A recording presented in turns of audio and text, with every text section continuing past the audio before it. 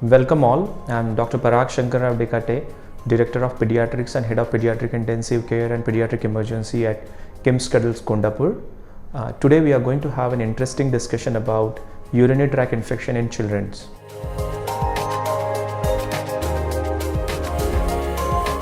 So urinary tract infection is an infection of our urinary tract which starts from urethra, urinary bladder and up to the urethra and kidneys. In a severe form of urinary tract infection, you can have involvement of the kidneys also.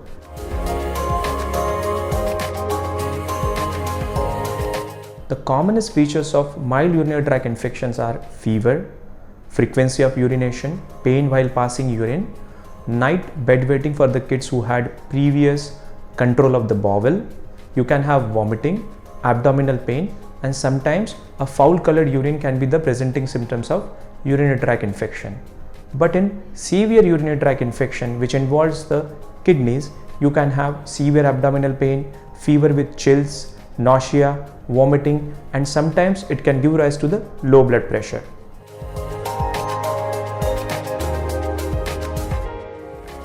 Urinary tract infections are quite common in the kids less than 5 years of age.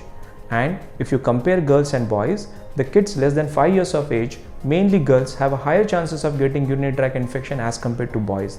The reason is they have a short urethra and it gets frequently contaminated with the fecal matter. Other things which are responsible for getting more urinary tract infections are frequent use of diapers, the kids who are having a developmental malformation of the kidneys, and those have previous episode of recurrent urinary tract infection, nephrolithiasis, that means stones in the urinary tract, and family history of urinary tract infection. These are the kids who have tendency to give more common urinary tract infections.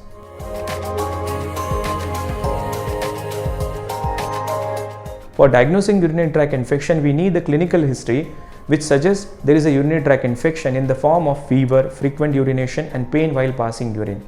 The test to confirm the diagnosis of urinary tract infections are urine microscopy, which suggests pus cells in the urine more than 6 high power field, urine culture, which will tell us what microorganism is causing urine infection, and sometimes we do few blood tests to identify the response of a body to the urinary tract infection in the form of CBP and CRP.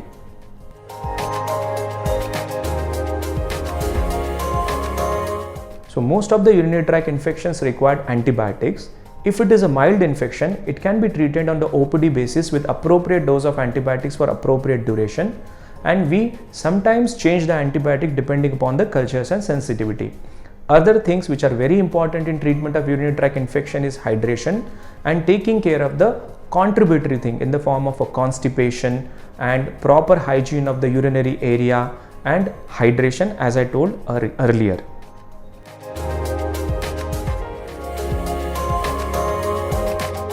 Treatment of severe urinary tract infection. When urinary tract infections involve the kidneys, sometimes you need IV antibiotics and admission and IV fluids to take care of these kids in the hospitalized environment.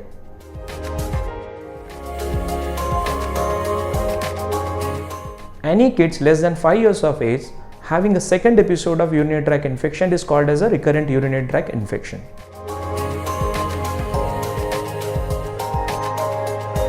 Urinary tract infection requires admission in the hospital is kids less than 6 months of age, those who are having a severe urinary tract infection which involves the kidneys, kids having high spiking fever, decreased oral acceptance, dehydration, and low blood pressure. These are the few kids who requires hospitalization for the treatment of urinary tract infection.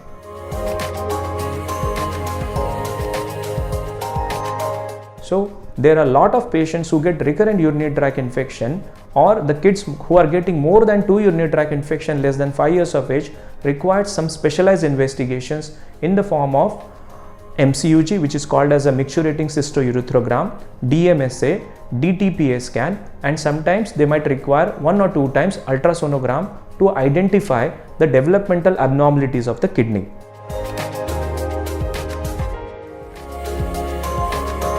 So not all urinary tract infection you can prevent, but you can follow certain precautions to decrease the chances of urinary tract infection.